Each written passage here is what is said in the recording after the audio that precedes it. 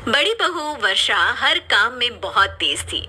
वहीं छोटी बहू हर्षा हर काम आराम से करती। वर्षा को अपनी तेजी पर बहुत घमंड था। वो बात बात पर हर्षा को ताना मारा करती। एक दिन वर्षा किचन में खाना बना रही होती है और हर्षा से कहती है, देवरानी जी, इतना धीमे धीमे खाना बनाओगे तो लोग भूख से मर जाएंगे। बीच जन्म में कछुआ थी क्या? मेरा तो पता नहीं, आप बहुत तेज हो। आप पिछले जन्म में घोड़ा थी क्या?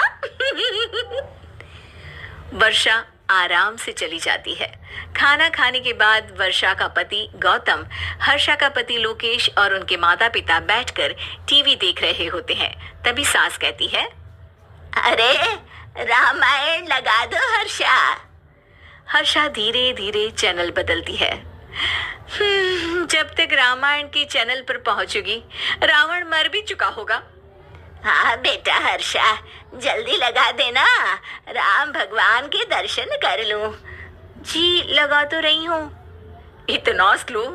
सासू माँ इतने में तो अयोध्या जाके राम भगवान के दर्शन कराएंगी। सब वर्षा की बात पर हंसने लगते हैं। वर्षा हर्षा के हाथ से रिमोट लेकर रामायण लगा देती है। हर्षा बुरा नहीं मानती और वो भी हंसते हुए वहां से चली जाती है। एक दिन हर्षा खाना खा रही होती है। तभी वर्षा वहां आके कहती है, अरे कितना धीमे धीमे खा रही हो। इतने में तो शादी में 100 लोग खाना खा लेते। आधे घंटे से खाना खा रही हो तुम। अरे खाने को चबा चबा कर खाना चाहिए। हाँ हाँ, आप तो चबा के भी खाती हो और दबा के भी। अरे आपको मेरे धीरे खाने से दिक्कत है या ज्यादा खाने से? अरे आप धीमे खाओ या ज्यादा खाओ मुझे क्या, बस मैं ये कहने आई थी कि सुबह कुछ मेहमान आ रहे हैं, जल्दी उठ के खाना बना लेना, देर मत करना। साथ में बनाते हैं ना। तुम्हारे साथ बनाऊंगी तो स्पीड को 5वें गियर से पहले गियर पर ले आना पड़ेगा। अरे भाई, तुम्हारे साथ रहकर तो मेरी तेज रफ्तार पर भी असर पड़ेगा और मैं भी तुम्हारी तरह हौले हौले काम करने लगूंगी सब। ठीक है, मैं पराठे बना लूंगी और सब्जी बना लूंगी। आप चपाती बना लेना और दाल बना लेना। हाँ हाँ ठीक है, पर अलग अलग ही बनाएंगे। अगले दिन हर्षा जल्दी उठ के काम करने लगती है और वर्षा सुबह उठ के ये सोच के वापस सो जाती है कि काम तो वो तेज कर ही लेती है। अगर थोड़ी देर सो भी जाएगी तो भी हर्षा से पहले तो काम निपटा ही लेगी। हर्षा बेटा, आज भगवान के लिए थोड़ा जल्दी हाथ चलाना। हाँ, मेहमान आने ही वाले हैं। जी हाँ माँ, आटा गूंद लिया है, आलू उबल रहे हैं, पराठे बनाने ही वाली हूँ, फिर सब्जी भी बना लूंगी। इतने में ही वर्षा वहां आ जाती है। माँ जी, मेरा तो आप टेंशन ही मत लो, अभी उठी हूँ, लेकिन देखना खाना फटाफट राजधानी एक्सप्रेस की स्पीड से बना दूंगी। इतने में ही मेहमान आ जाते हैं।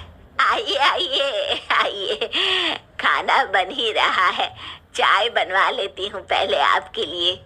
सास किचन में आती है। वर्षा, वो लोग आ गए, चाय बना दे जल्दी से। हर्षा को नहीं बोल रही क्योंकि वो तो सुबह की चाय देने में शाम कर देगी। चाय बन भी चुकी है माँ जी।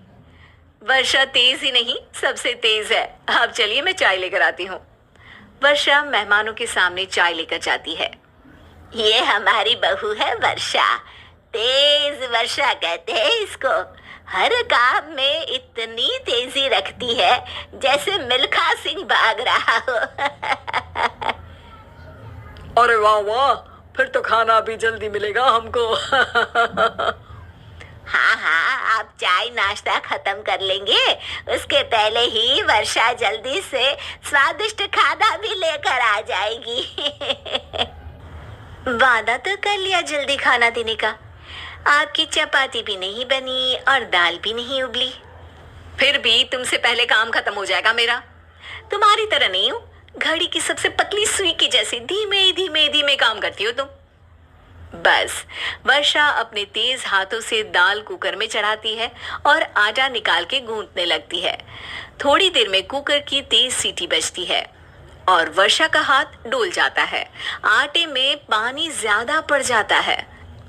अरे रे, आटा तो ज्यादा गीला हो गया।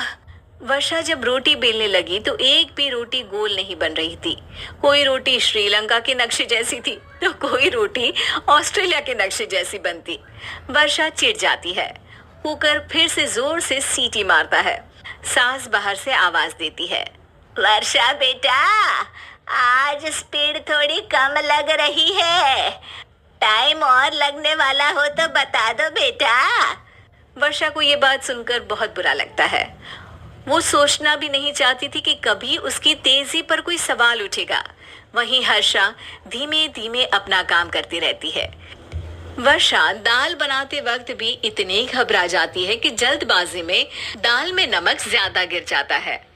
वर्षा का खाना फिर भी हर्षा से जल्दी तो बन जाता है और जब खाना मेहमानों के सामने लगता है तो सब हर्षा के खाने की तारीफ करते हैं। अरे पराठे तो कमाल की बनी है और सब्जी भी, बस दाल में नमक थोड़ा इधर उधर हो गया है। वर्षा को बहुत शर्म आती है और वो नीचे सर करके खड़ी रहती है। तभी हर्षा कहती है, वो ना मैं थोड़ी जल्दबाजी कर गई और नमक ज्यादा हो गया, पर पराठे तो वर्षा भाभी ने ही बनाए हैं, इसीलिए तो अच्छे बने हैं। वर्षा ने कभी नहीं सोचा था कि हर्षा के काम की इतनी तारीफ होगी, लेकिन वो उसका यश वर्षा को